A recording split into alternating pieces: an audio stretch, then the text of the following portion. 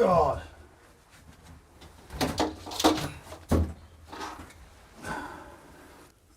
Oh dear. Well, it's a good job I'm not a fat Michael Knight, hey. So what we're going to do right now is we're going to start to clean up the inside of the car, because I need to paint the floor of the car using good old Hammerite paint. So we're going to do that next. That's going to be the job that we need to do now. First thing to do though is I need to give it a good clean. So we're going to get my Hoover and give it a good old vacuum, and then we'll go from there. Now I know some of you are going to be thinking, Paul, why don't you do this outside? Well, it's absolutely chucking it down. I've got floods in my back garden and it's absolutely chucking it down. So we can't go on the driveway. So luckily I've got a garage, albeit it's not as big as my last one. We can still do something. We can still crack on. Oh dear. So what I'm going to do is I just want to give this a little bit of a clean, and I'm just going to get a little bit of paint on the floor and then see where we go from there.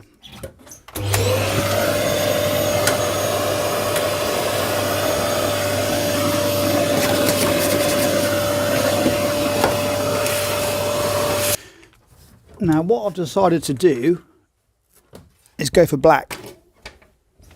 Now you might think that that's a bit of common sense. Now you might think that that's obvious to use black on the interior, but it actually isn't, because there's a number of other things to think about. One of them is when I come to do all of the wires inside,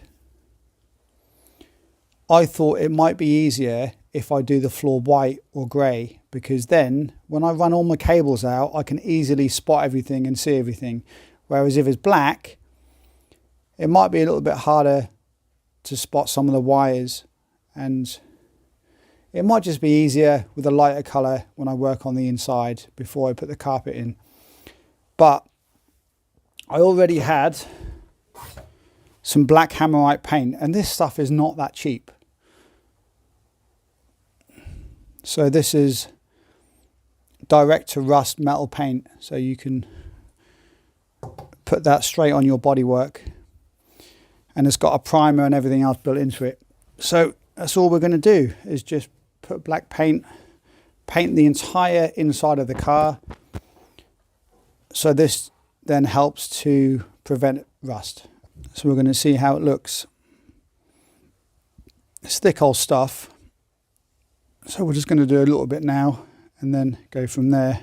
So right now it is a Saturday night here in the UK, so I thought I'd come out here, do a little bit on kit and just get a little bit more done.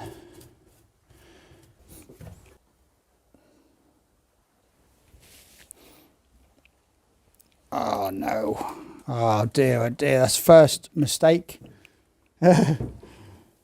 Never let your audio cable, oh god, microphone, touch the paint. Oh god. This was never going to be easy, was it? Using a microphone cable when you paint the inside of the car in a single garage. Well, that'll dry overnight, so we'll just leave it like that. Alright, these are my speaker cables. We don't want them, do we? Because we're going to be getting some new cables. Because we're going to be getting some new speakers. And they're going to be good. And they're going to be loud.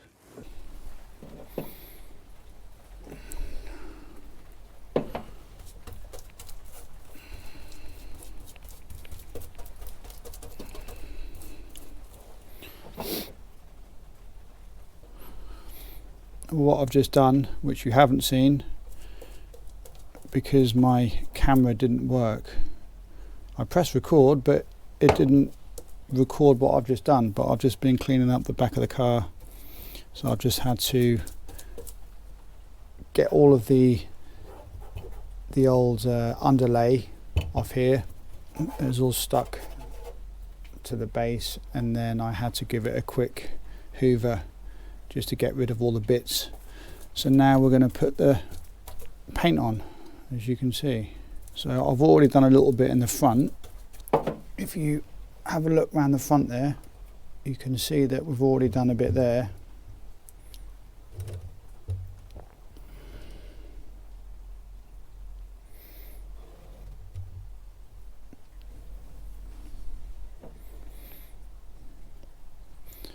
But this is one of them jobs where it's going to take a bit of time, but it has to be done. And this is something that I didn't do in my last kit. If you've watched any of my videos from my first kit build, I didn't do anything like this.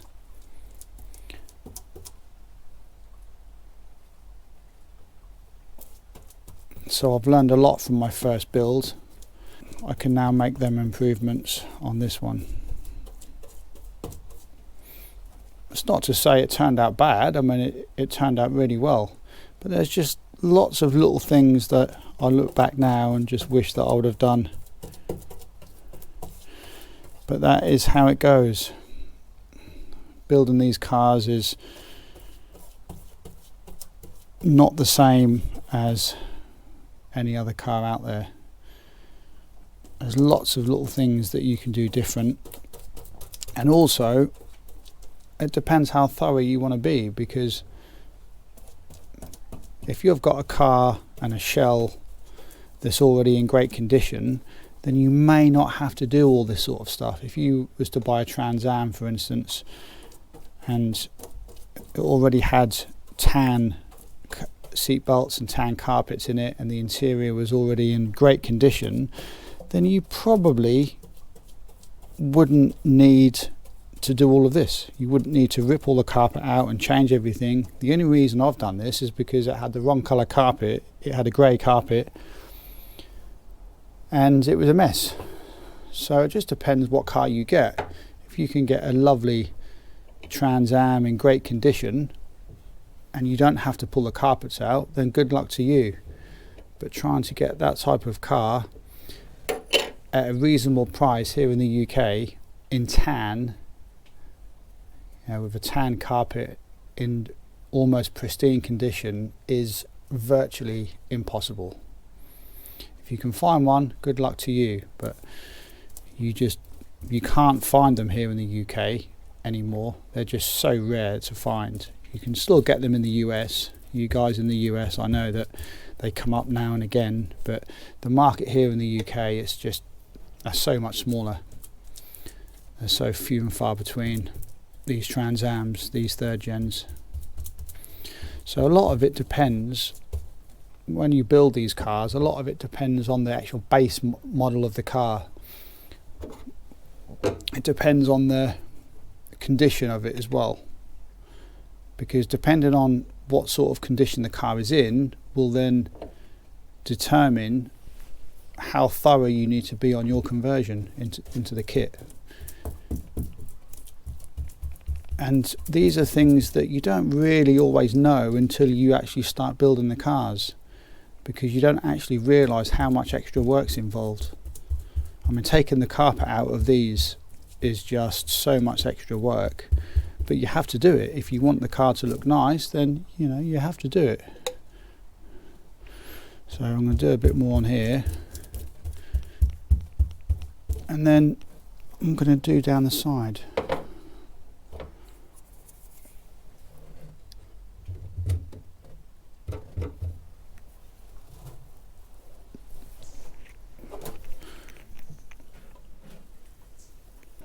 Well, it's really not a very nice day today, is it? Look at that. Not a very nice day.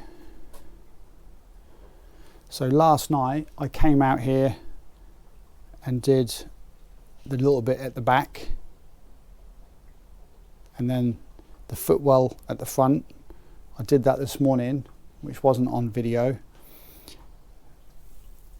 and I'm now going to do most of this here. So this will be part one of the interior.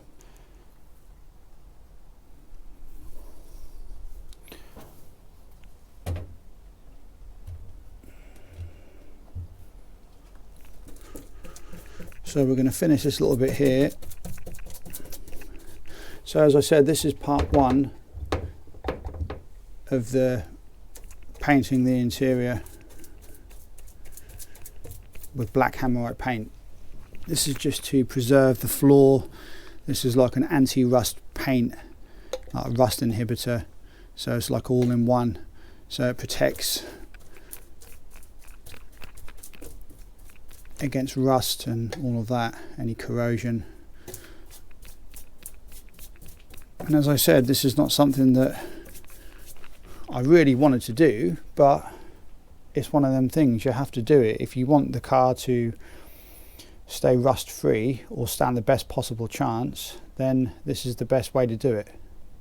You need some type of paint or some type of rust inhibitor that you put on the base of the car. I've already got the under seal done, so underneath is okay. But all the work we've put into this car, there was no way I was just going to leave it bare.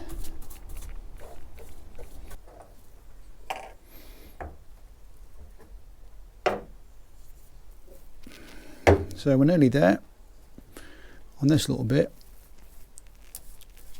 I've already done the section down there. We've got the boot section here and then this other side. Why do we build these silly cars? Hey, why do we just not grow up, hey? Boys will be boys.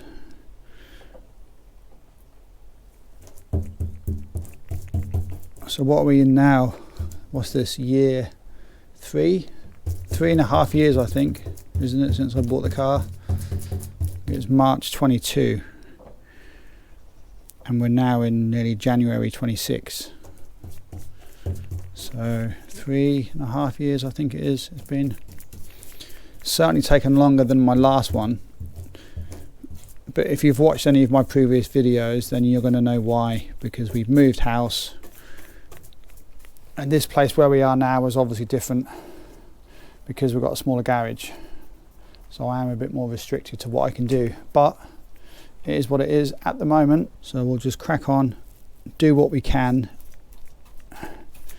and then get him on the road as soon as we can. But we've still got plenty to do.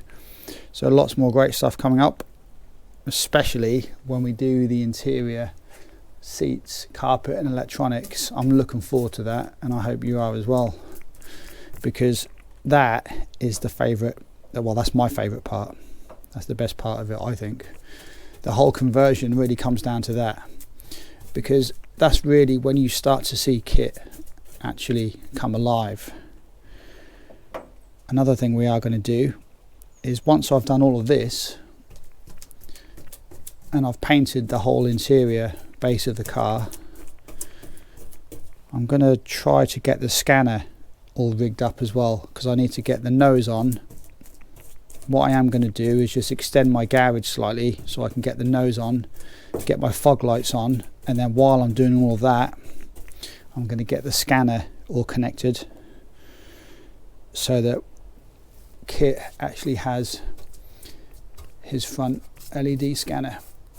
So that will be a special day when we finally get the scanner on the front of Kit and we fire it up. That I'm looking forward to, and that should be in the next couple of months, because there's not a lot I really need to do.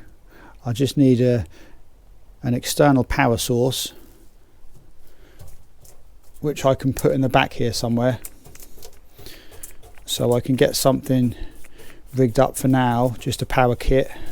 Just to power his LED scanner, and then go from there. Because what it is, when I get onto the front of the car, when I do the front nose, I've got to put the nose on, haven't I? Put the fog lights on. When I come to do that, I may as well just put the scanner on, because if I'm working on that section of the car anyway, it's not going to be a lot of extra work to just spend a little bit of extra time running some wires, because you have to do that while the nose is off. When I run all my cables down, and I've got to pin all of my cable to the chassis all the way down into like the nose section,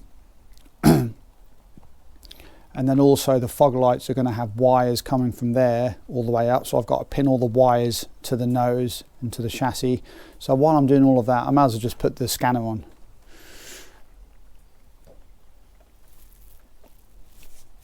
So that'll be a good part, that'll be a good video to make. That'll probably be coming up, I would say New Year.